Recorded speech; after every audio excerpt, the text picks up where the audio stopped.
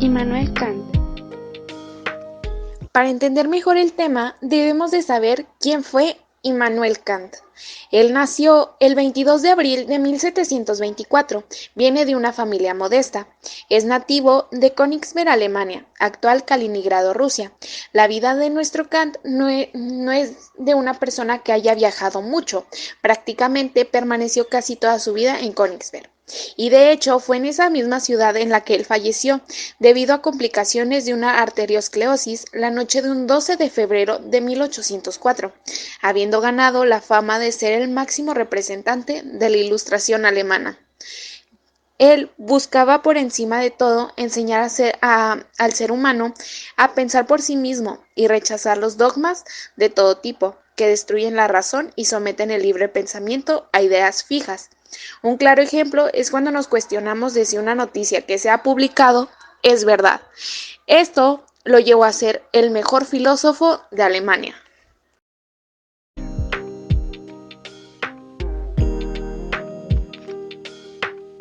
Aportaciones a la filosofía. Kant es conocido principalmente por sus aportaciones a la teoría de la razón, la moral y la política. En la obra Crítica de la razón pura defendió la idea de que la razón humana tiene un papel determinante en la comprensión del mundo y que existen ciertas categorías a priori que nos permiten organizar y dar sentido a la experiencia.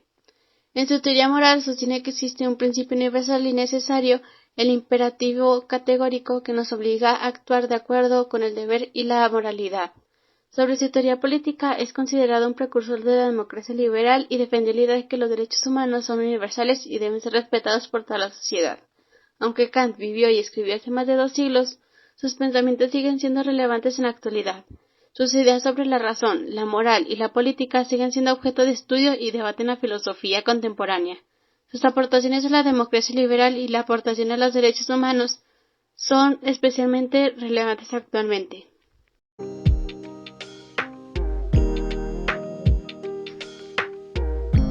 Teoría del conocimiento. La teoría del conocimiento de Immanuel Kant, según el filósofo, el conocimiento se define como el resultado de la interacción entre la experiencia sensible y las estructuras cognitivas innatas de la mente humana. En su obra Crítica de la razón pura, Kant desarrolló una teoría del conocimiento a la que denominó idealismo trascendental. 2 fuentes básicas para el conocimiento es el entendimiento y la intuición sensible. La intuición sensible proporciona los datos brutos obtenidos de la experiencia y el entendimiento organiza y da estructura a todos estos datos mediante conceptos y teorías a priori. Kant establece una diferencia fundamental que es decisiva para la justa comprensión de su pensamiento. Es la diferencia entre conocer y pensar. No todo lo real es susceptible de ser conocido, pues conocer significa conocimiento científico. No todo lo pensable es ser conocido científicamente, pero no por ello el pensar carece de sentido. Los elementos del conocimiento son lo sensible y lo lógico racional. De ahí está la primera parte, dividida en estética trascendental, pues estudia la sensibilidad, y la lógica trascendental, pues estudia el logos, bien sea en su forma de entendimiento con sus conceptos puros o categorías, que Kant denomina analítica trascendental, bien sea en cuanto a razón, con los conceptos o ideas de Kant denomina la diética trascendental. Immanuel Kant sostiene que nuestro conocimiento está limitado por varios factores y establece los siguientes límites del conocimiento humano.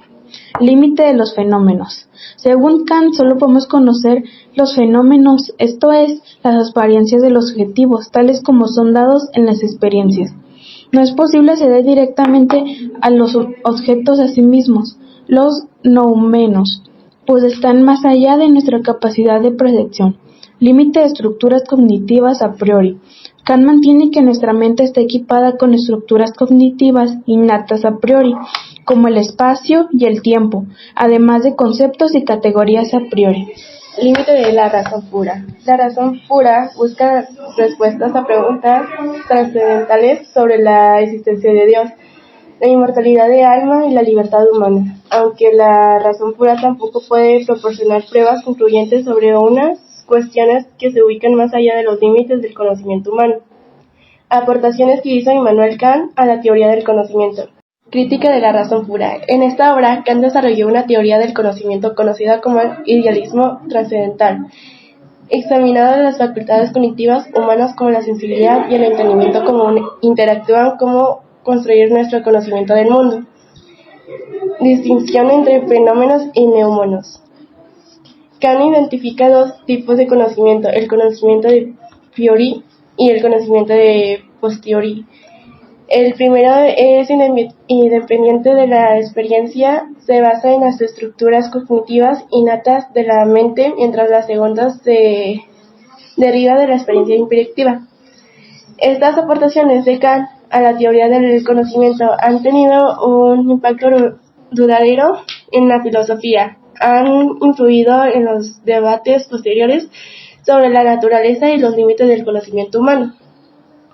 ¿Qué nos enseña la teoría de Kant? La teoría de Kant se conoce como kantismo o idealismo trascendental y nos enseña lo siguiente: el conocimiento tiene límites, algo que invita a ser humildes y reconocer los límites de nuestra comprensión.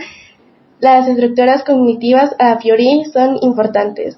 Es importante encontrar un equilibrio entre las razones y las experiencias en la formación del conocimiento. La ética está basada en la razón práctica y la ley moral, en un lugar conveniencial o resultados. Obras de Immanuel Kant. Una de las principales es la fundamentación de la metafísica de las costumbres. La base de la obra es lograr el estudio de la moralidad pura, dejando de lado cualquier principio empírico y asentando la moralidad en la buena voluntad, que sería lo único bueno sin restricciones, por cuanto remite a la ley moral que dicta la razón pura práctica. Debe investigar la idea y los principios de una voluntad pura posible y no las acciones y condiciones del querer humano en general, las cuales en su mayor parte se toman de la psicología. Tenemos otro que se publicó en 1798, que fue El conflicto de las facultades, un libro con la finalidad principal de defender la función de la filosofía y por tanto de la razón y la libertad frente a la pretensión de absolutividad, otros saberes sométicos a la autoridad del poder. Otro que fue una obra política escrita por Immanuel en 1795 fue sobre la paz perpetua. El objetivo de este tratado es contrastar una estructura mundial y una perspectiva de gobierno para cada uno de los estados en particular que favorezca la paz. Uno de los principales y más importantes fue el de la crítica de la razón pura. Se trata de una indagación trascendental acerca de las condiciones epistémicas del conocer humano, cuyo objetivo es el lograr una respuesta definitiva sobre si la metafísica puede ser considerada una ciencia. La obra trata de establecer las bases para la capacidad humana de adquirir conocimiento. Define la razón como la capacidad que proporciona los principios del priori del conocimiento.